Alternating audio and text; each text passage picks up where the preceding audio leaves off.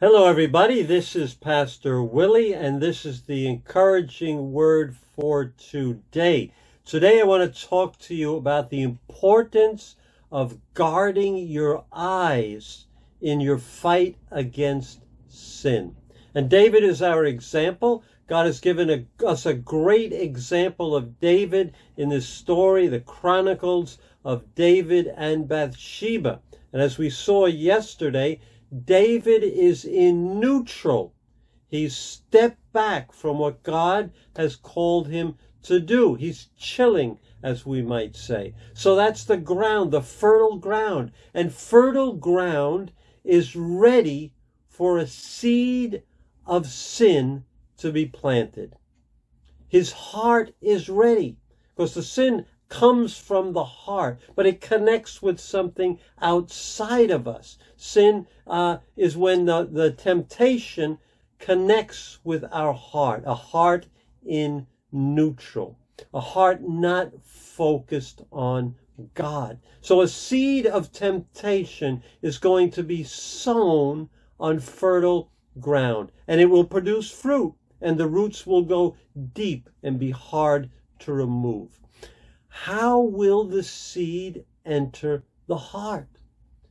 Something outside of us will take root in our heart. Listen to 2 Samuel chapter 11, verse 2. One evening, David got up from his bed and walked around on the roof of the palace. From the roof, he saw a woman bathing. The woman was very beautiful. Wow. His eyes, David's eyes, this is the start. The fertile ground is there. It's a danger. He's in the danger zone. But it starts when his eyes see a beautiful woman bathing. The eyes are the window through which many temptations enter our hearts. But it's an example of other ways they could come. We're just using this as an example. There's no sin yet, but I believe the battle is already being lost. The big question is, did David go to the roof expecting to see a woman bathing at this time of the day, of the evening? Now, he was in the palace, which had the highest roof in the entire area.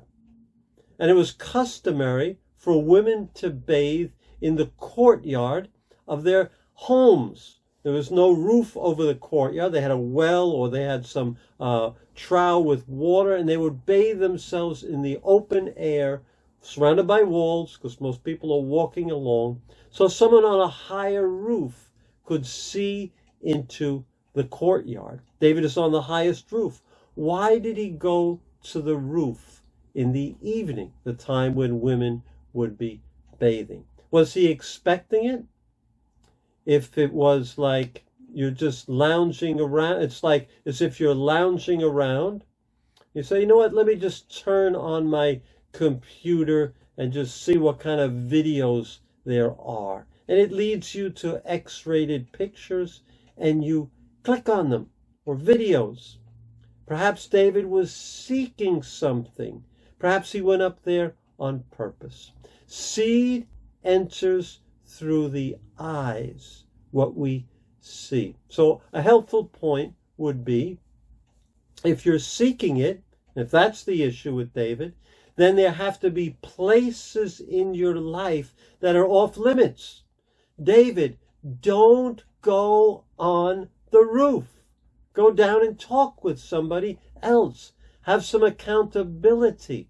So for you, for another person, it may be, don't go on the internet alone. Don't go to certain sites. Have a guard on your internet. Have someone watching what you do. Don't go to the club. Don't go here. Don't hang around with these people. Know yourself. Know what is going on. Like if I'm trying not to eat chocolate cake, and I decide I'm gonna take a walk down to the kitchen. I'm gonna open the refrigerator just to see what's inside, and lo and behold, there's a chocolate cake.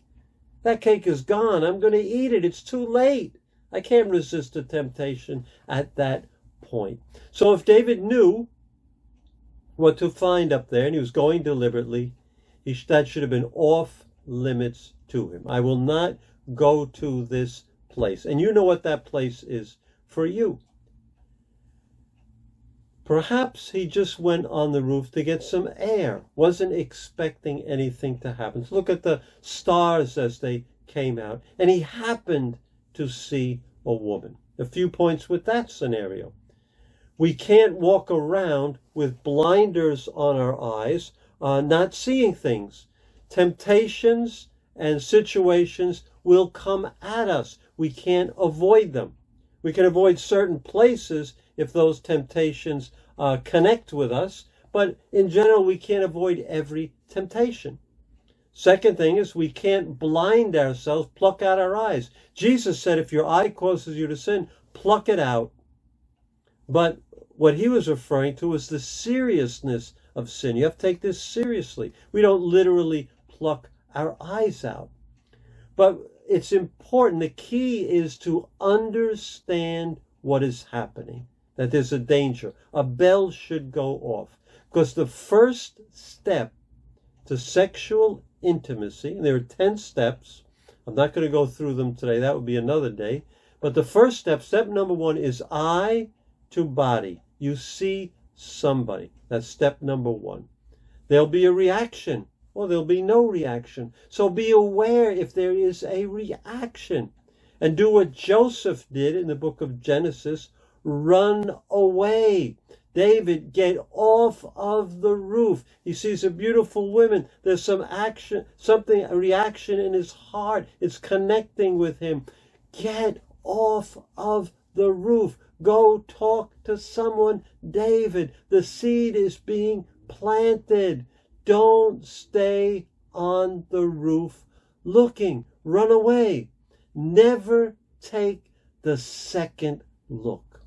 Tell someone. And you know, when you tell someone what happened, it breaks the power of the temptation. I love the lyrics to the song entitled, It's a Slow Fade. It says this: be careful, little eyes, what you see.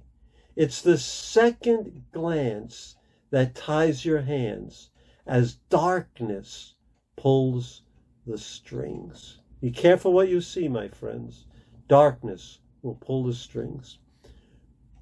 I hope that's helpful. That's the first thing. Be aware of what is going on in your heart. God bless you, and I'll see you tomorrow, and we'll look at step number 2 in the progression to sin. God bless you.